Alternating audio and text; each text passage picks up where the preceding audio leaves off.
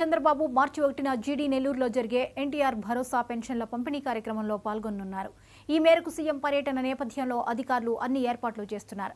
Helicopter landing, పెన్షన్ల పంపిణీ సమావేశ ఏర్పాట్లను పర్యవేక్షించారు కలెక్టర్ సుమిత్ కుమార్. సీఎం చంద్రబాబు చేతుల మీదుగా ఎమ్మెల్యే థామస్ నిరుద్యోగులకు 10 ఆటోలు, దివ్యాంగులకు ట్రై 10 సైకిళ్లు, 10 మంది పేద విద్యార్థులకు ల్యాప్టాప్లు, అగ్నికి ఆహుతైన 2 బాధితులకు 1,30,000 రూపాయల చెక్కులు పంపిణీ చేయనున్నారు.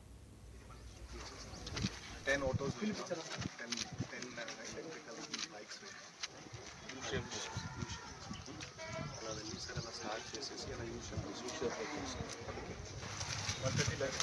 మన సీఎం గారు గౌరవనీయులైన నారా చంద్రబాబు నాయుడు గారు ముఖ్యమంత్రి వర్యులు 1వ తేదీ జీడీ నెల్లూరు నియోజకవర్గంలో జీడీ నెల్లూరుకి హెడ్ క్వార్టర్స్కి వస్తున్నారు. ఇక్కడ అన్ని కార్యక్రమాలు మేము అన్ని దగ్గరుండి ఏర్పాటు చేస్తున్నాము. అన్నీ చాలా బ్రహ్మాండంగా వెళ్తుంది. సార్కి ఎలాంటి ఇబ్బంది లేకుండా సెక్యూరిటీ కానీ అన్నీ కూడా టైట్ చేస్తున్నాము. సో ఇక్కడ ఫస్ట్ ఈ గ్రామంలో వచ్చి గంగాధర్ ఎస్సీ కాలనీలో ఫస్ట్ ఒక హౌస్లో వచ్చి పెన్షన్ ఇస్తారు. దాని తర్వాత సెకండ్ వచ్చి బీసీ కాలనీకి వెళ్ళి పెన్షన్ ఇస్తారు. ఇక్కడే ఒక స్టాల్ కూడా ఉంటుంది. ఆ స్టాల్లో వచ్చి ఈ నియోజకవర్గానికి చిత్తూరు జిల్లాకు సంబంధించిన అన్నీ కూడా అక్కడ డిస్ప్లే చేస్తాము.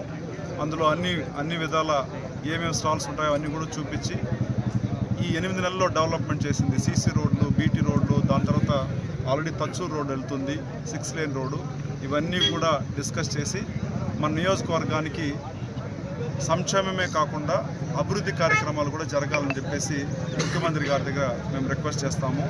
ఈ తచ్చూరు రోడ్లో ఇండస్ట్రీ కావాలని కూడా మేము రిక్వెస్ట్ చేద్దామని చెప్పేసి అన్నీ కూడా ప్రిపేర్గా ఉన్నాము. ఇక్కడ కలెక్టర్ గారు, అదేవిధంగా ఇక్కడ ఉండే ఆర్డీఓ అందరూ కూడా ప్రతి ఒక్కరు కూడా మాకు మంచిగా కోఆపరేట్ చేస్తున్నారు. ఈ ప్రోగ్రాం జయప్రదం చేయాలని చెప్పేసి ప్రతి ఒక్కరు కూడా కంకణం కట్టుకొని మేమందరూ కూడా డే అండ్ నైట్ పనిచేస్తున్నాము. బ్రహ్మాండంగా జరుగుతుంది. ఎలాంటి ఇబ్బంది లేకుండా మన ముఖ్యమంత్రులు వచ్చి జనాలందరినీ కలిసి ఒక చిన్న మీటింగ్ కూడా ఉంటుంది.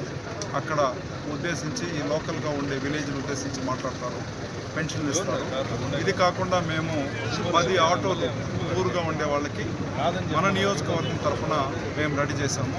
దాన్ని సీఎం చేతుల మీదుగా ఊరుగా ఉండే వాళ్ళకి, చదువుకున్న వాళ్ళు, ఉద్యోగం లేకుండా ఉండే వాళ్ళకి ఆ ఆటో ఎవరికి కావాలో డిజైర్గా ఉండే వాళ్ళకి వాళ్ళు నిజంగానే వాళ్ళకి ఇస్తే బాగుంటుందంటే